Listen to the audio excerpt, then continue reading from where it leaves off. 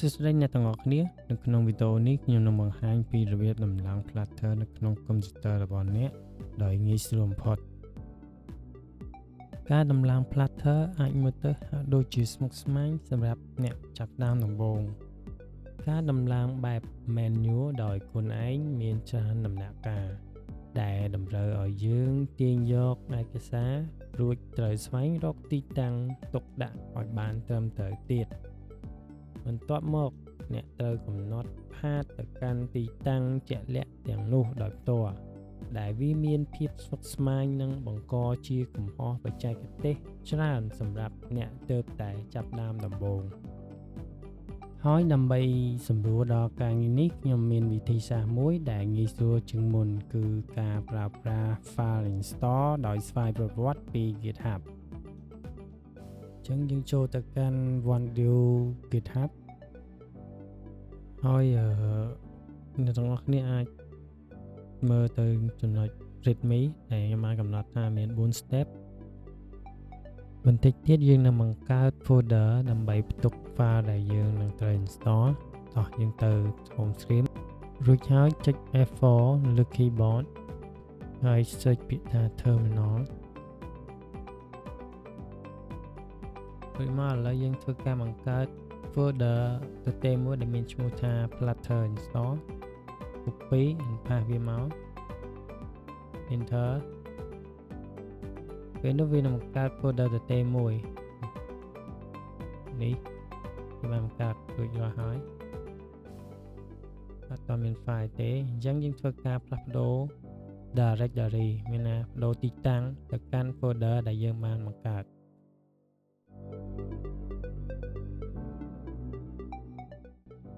ឥឡូវយើងចូលមកកាន់ step ទី1 copy មួយ line នៅក្នុង step ទី1មករួចហើយធ្វើការផាសវាទៅក្នុង terminal enter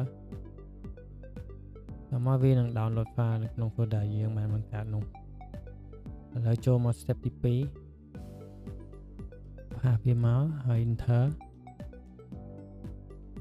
ហើយចូលទៅ step ទី3ធ្វើការ install file ដែលយើងបាន download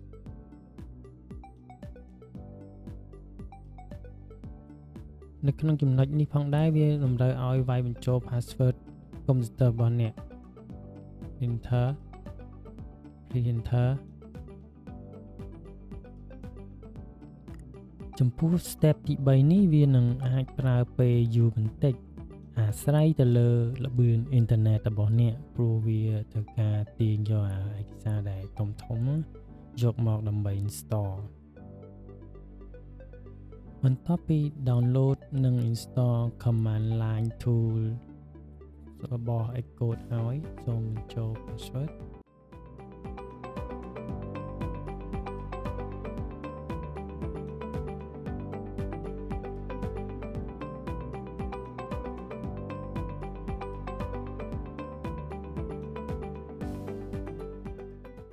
ឥឡូវនេះកំពុងតែ install Flutter SDK ហើយនេះជាទីតាំងដែលនឹងត្រូវ install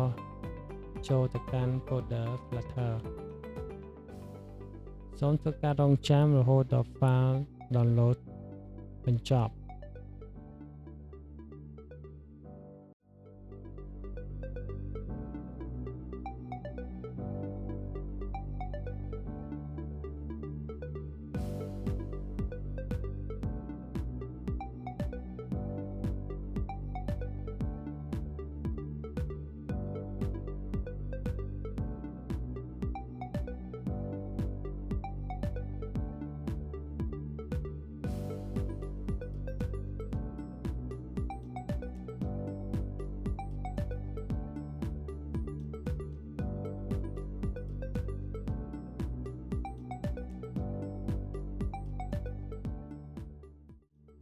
ឥឡូវយើង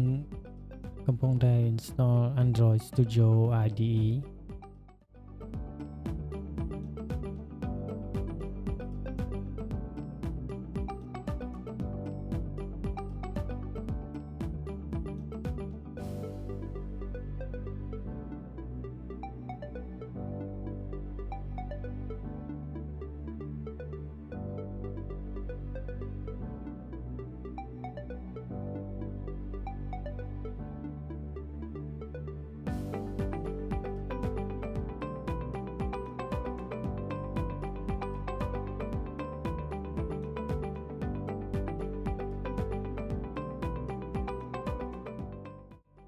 ក្រោយពី install Android Studio ទទួលបានជោគជ័យបន្ទាប់មកចាប់ផ្ដើមកំពុង install Android Command Line Tool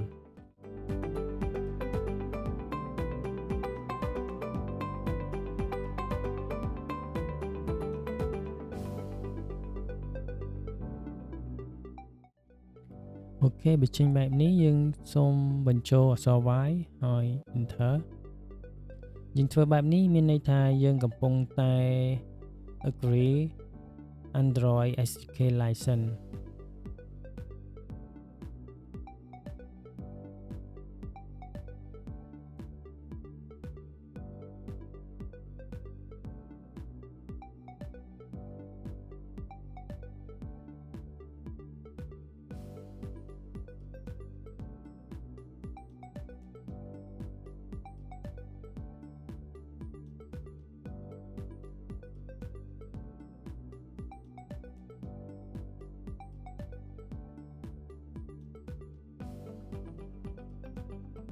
បន្ទាប់ពីរួចរាល់ហើយ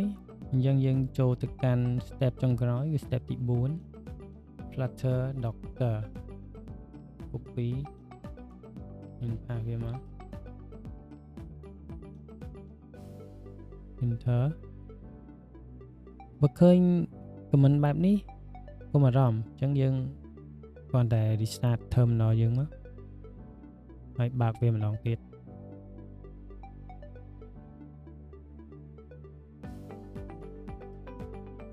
យើងចាប់ដើមសាកល្បងម្ដងទៀត Enter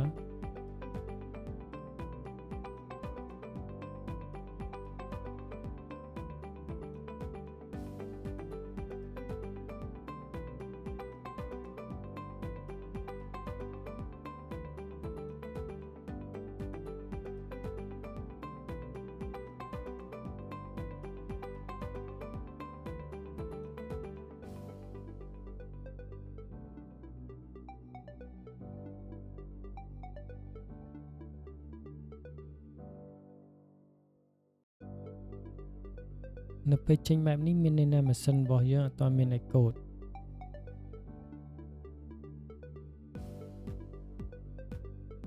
អញ្ចឹងដើម្បីយើង install កូដបានយើងអាចចូលទៅកាន់ Apple Developer ក៏បានក៏អាចទៅកាន់ Apple Store ក៏បានតែបើសិនជាយើង install កូដពី Apple Store វាចេញបែបនេះដោយសារតែ macOS យើងអត់ support ទៅលើ version ចុងក្រោយរបស់ Xcode យើងអាចទៅមើលmacOS របស់យើង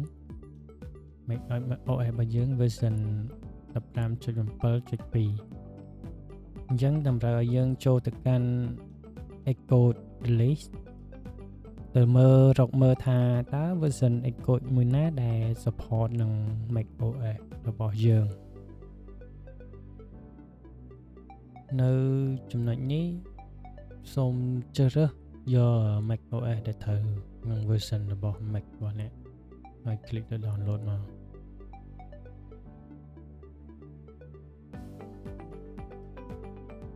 ចំណុចនេះយើងត្រូវការតម្រូវឲ្យ input Apple ID ដើម្បីយើង confirm ក្នុងការយើង download file មកហ្នឹង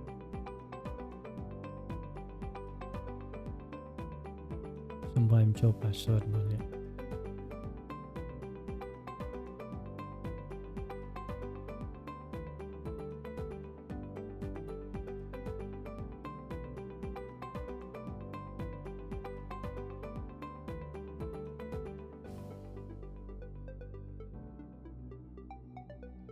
location ហើយវាយចូលលេខកូដទាំង6ខ្ទង់នេះ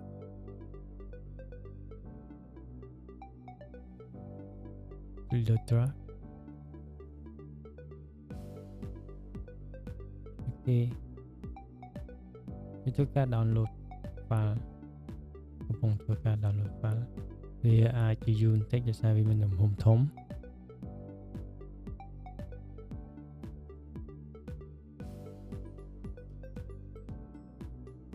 ហើយចូលទៅកាន់ folder ដែលបាន download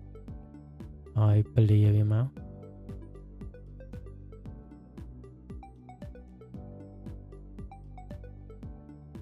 វាកំពុងតែពលាហ្វាចេញមក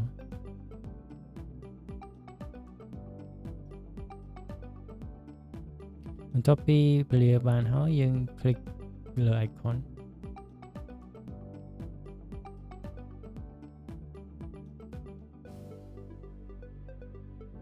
ចុចលើ green មក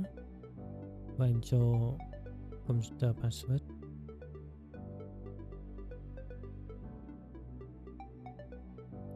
នៅពេលដែលចេញផ្ទាំងបែបនេះភាគច្រើនគឺតែងតែភ្លេច install នៅអ្វីដែលជាតម្រូវការហើយតែងតែចុច install តែម្ដងឥឡូវចាំមើលថាវានឹង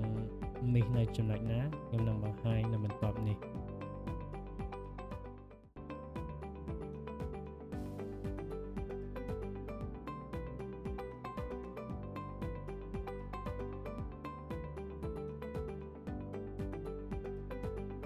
សូមធ្វើការ move Xcode ចូល application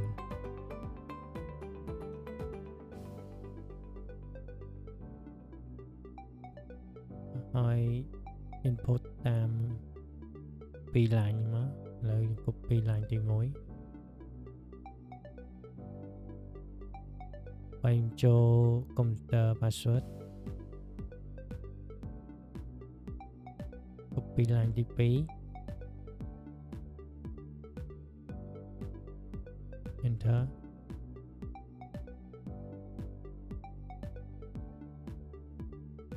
អូខេរួចដល់ហើយ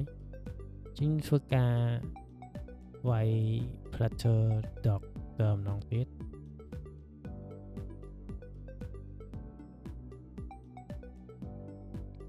ចេញចំណុចបែបនេះហើយដែលយើងតែងតែ miss នៅពេលយើង install Xcode ដំបូងយើងបាន install simulator អញ្ចឹងយើងអាចចូលទៅកាន់ Xcode setting ហើយនឹង component វាបានដាក់ថា simulator not install មានន័យថាយើងបាន install នឹងហើយឥឡូវយើងធ្វើការបើក Xcode คลิกលើយកពាក្យថា setting ហើយសូមស្វែងរកពាក្យថា component ហើយคลิกលើ get ដោយសារតែវាមាន size រឿងធំអញ្ចឹងសូមធ្វើការរងចាំរហូតដល់វាបញ្ចប់បន្ទាប់ពី install simulator រួចរាល់ជាចុងក្រោយយើងមកតេស្តមើលទាំងអស់គ្នាដោយវាយពាក្យថា Flutter Docker បើសិនបើអ្នកឃើញសញ្ញា crease ពណ៌បៃតងបែបនេះមានន័យថាជោគជ័យហើយវីដេអូរបស់យើងចប់តែប៉ុណ្ណឹងបើសិនអ្នកយល់ថាវាមានប្រយោជន៍កុំភ្លេចចុច like និង subscribe ដើម្បីទទួលបានវីដេអូទាក់ទងនឹង Flutter បន្ថែមទៀតជួបគ្នានៅវីដេអូក្រោយ